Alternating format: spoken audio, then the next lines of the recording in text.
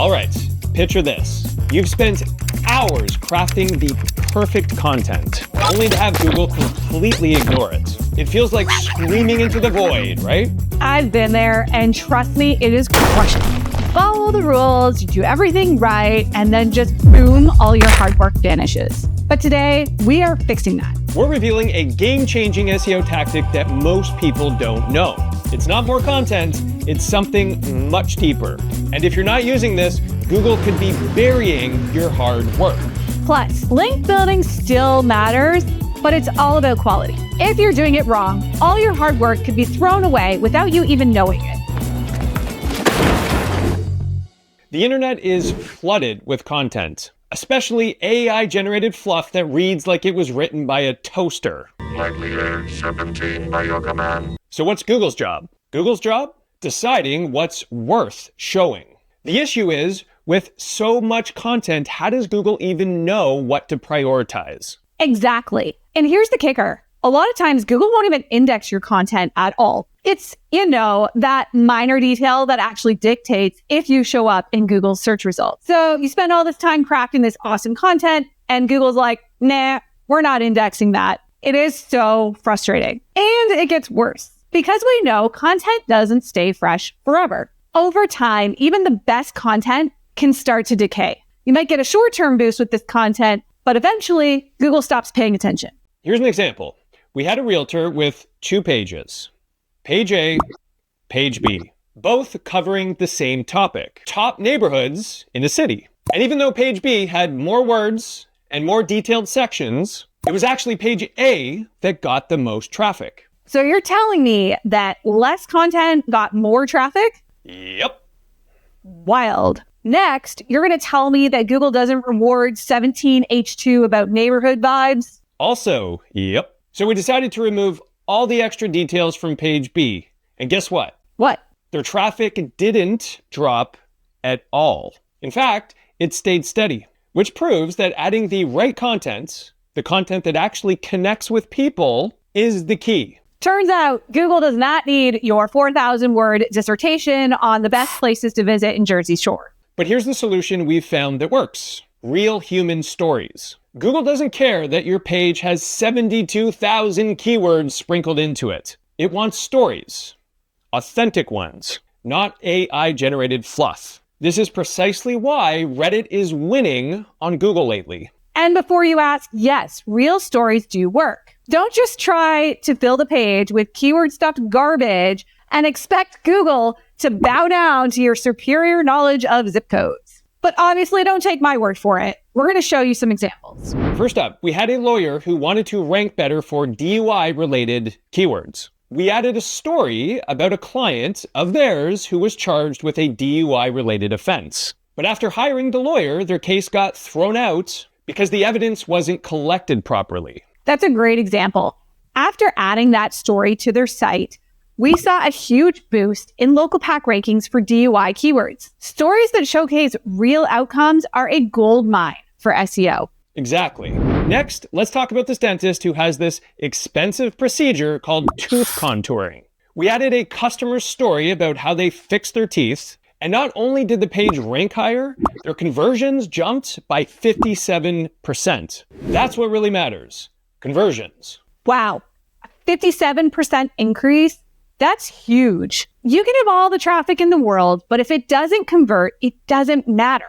Absolutely, Joy. And lastly, we worked with a home services business, a painter. We added a customer story that detailed a recent job that they did. We included photos, job costs, timeframes, and a bunch of other information. Their traffic skyrocketed 350% after we added this content. Content is great, but it's not the only thing that you need to be successful. So next, we're going to talk about the strategy that you would expect an SEO to talk about: link building. But before we dive in, if you're finding this video helpful, please make sure you hit the subscribe button. It really helps us out, and it also makes sure that you don't miss our future episodes. All right, now we got to talk about link building. It's a strategy that clearly has been around forever. But in the last couple of years, Google is really targeting low-value link building practices. Yes, the SEO strategy that SEOs either obsess over or completely butcher. Guest posts on shady sites with a name like top business directory near me, etc., etc. Yeah, those links are about as helpful as a screen door on a submarine. Google has been actively targeting these sites and has essentially reduced a lot of them to zero. This essentially means that links coming from those sites are worth nothing to your SEO campaigns. Yep. Building links the right way means not wasting hundreds of hours on garbage sites. The key is quality, not quantity. And if you're doing it wrong, Google is probably chucking your hard work straight into the trash. So bye-bye those do follow links. Baby, bye, bye, bye. So the concept is simple. Almost all business owners know other business owners. So you need to network and talk to people you know to find out who would actually be okay with you contributing content to their site. This will be a win-win for both businesses. Exactly. For example, a dentist contributed content to a personal injury lawyer's website. Now, these two industries don't seem related, right? But the lawyer had a page about motorcycle accident expenses, and the dentist could speak to the costs of a dental reconstruction after a facial injury. In exchange, the lawyer gave them a link. It's the perfect collaboration. Working perfect. The thing to remember here is that it actually is a win-win. Quoting experts makes your content better. In fact, when we interviewed Andy Crestodina, he talked about how he doesn't publish anything without quoting an expert. To quote Andy, a journalist would never publish anything without a source. Content marketers should not be publishing without expert contributors. So let's go back to how this helped the dentist. After they got this link, their local pack rankings increased a ton. I want to give you another example. I was working with an insurance agent, and we had a lawyer that wanted to contribute content to his website. The lawyer was going to write an article basically about what to do if you get into a car accident and you don't have insurance. I told the insurance agent that it was a good idea to publish this, so he published it. To this day, that article is one of their top performing pages. They get leads from it, and it's one of their top converting pages. They didn't have to spend any effort writing it. So as long as the content that you're publishing is good and written by experts and not just garbage from AI, it's a great idea to publish this stuff. You stand to gain a lot from publishing things from other experts. This last example was a really unique industry. This business manufactures glass. It's tricky because search volume is really low, so there aren't an insane amount of opportunities. This is where link building can become really effective because it's even more important to snag those top spots since there aren't a ton of opportunities out there. So for this one, they contributed some content to a handyman who does bathroom remodeling. And they talked about why the quality of the glass that you use in your renovation really matters. This helped improve their traffic for manufacturing keywords by 70%. And yes, I realize that the volume is low, but we targeted them because of how high the purchase intent was and how high the price tag was on a sale once they made one.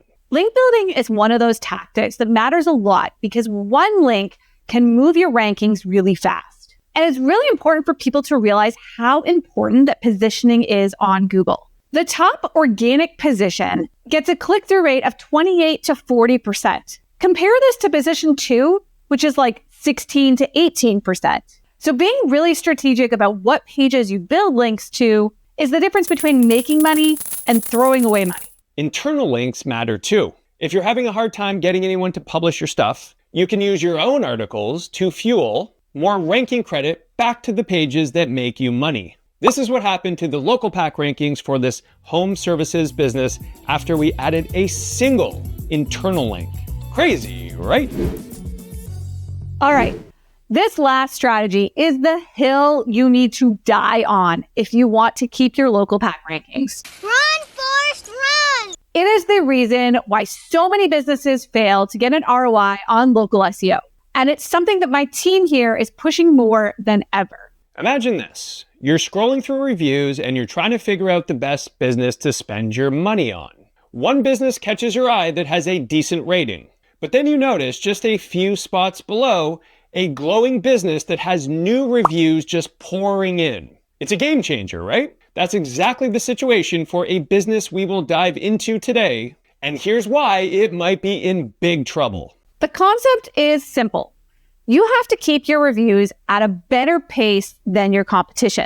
At a minimum, you need to keep up with their pace. The truth is, reviews can make or break your business. That's right. And when it comes to local pack rankings, Google looks at the volume of reviews and the recency of reviews. So even if you have 200 reviews, but your most recent one is from 6 months ago, that's a red flag to Google. Also, having a good number of reviews is naturally going to improve your click-through rate. When customers are searching on Google, they gravitate towards the business with the best reputation. I'm going to show you an example. To do this analysis, I used a tool called Places Scout, and there's a specific report in there that's called a lead gen report. Here's an example of 3 lawyers that all rank in the local pack. Now, the obvious one here I would say is probably in trouble is Metro Law. I would not expect them to keep this position if their volume of reviews is so much lower than the other 2 law firms that they're competing against. But I also think the second listing is in trouble as well. And that's because of the volume of reviews that the third business is getting. Brandon is in position 2, but he's had no new reviews in the last 30 days. Top Dog has had 8 in the last 30 days. And if I look at the average in this market for the top 10 businesses, the average is 1 review per week. So I would not expect to keep these positions long-term if I'm not hitting the bare minimum of 1 review per week. Now, lots of law firms are way exceeding the average, and those ones will likely be the biggest competition a year from now. Let's look at one more. The second business here is likely in trouble. Not only is his average rating less than 4, which is a problem with consumer trust, but if you look at who is creeping up behind him in positions 4 and 5, their picture is a lot better. Joyce is in position 4, and they have a much better rating, and they have a higher volume of reviews. They're likely going to take over one of these top 3 positions if they keep it up. Reviews are weighted so strongly as a ranking factor that you cannot afford to ignore these trends. You need to know how your volume of reviews and the frequency at which you get them compares with your competition. If you're not already doing this analysis, you need to start now. Now. Go do it. Are you doing Now. that? No. Hey, you. Now, I know what you're thinking. Getting more reviews? Simple enough. But for so many business owners, it's like pulling teeth. You know you need them, but how do you make it happen? Well, stick around because we're going to share some tips that's going to take this challenge and turn it into your competitive advantage. Here's the deal. If you're not automating your review process, you're missing out. Review platforms like GatherUp or Podium are doing all the heavy lifting for you while you sip your coffee and watch the traffic roll in. Next up is an absolute game changer. NFC Google review cards. I saw these at a conference recently, and let me tell you, people were tapping them on their phones and boom, instant reviews. It's slick, it's easy, and it can seriously boost your rankings. Another low-tech, high-impact solution is to get a sign with a QR code. A quick scan of a sign like this, and customers will be able to leave your reviews on the spot. My sister did this for us. And let me just demonstrate how simple it is. If you found this video helpful and you think we know a lot about SEO, please leave us a review. There, simple. Our fourth tip is to expand who you ask for reviews. I'm not talking about asking your grandmother to review you. I'm talking about people who had a business experience with you, but maybe didn't hire you. Think your customers have to be actual paying customers to leave you a review? Think again. You can ask anyone that you've helped, even if they didn't hire you. Just make sure that they've had a real experience with you. A free consultation counts, by the way. That's what Joy just did here. She asked you guys to leave Sterling Sky a review, and while some of you aren't paid consulting clients, you have now had a business experience with us and you can speak to our expertise with SEO. So in the small business world, I see lawyers do this all the time. They will spend time advising people and helping people, even if they don't plan on signing their case, just so that they can ask them for a Google review. Same with realtors.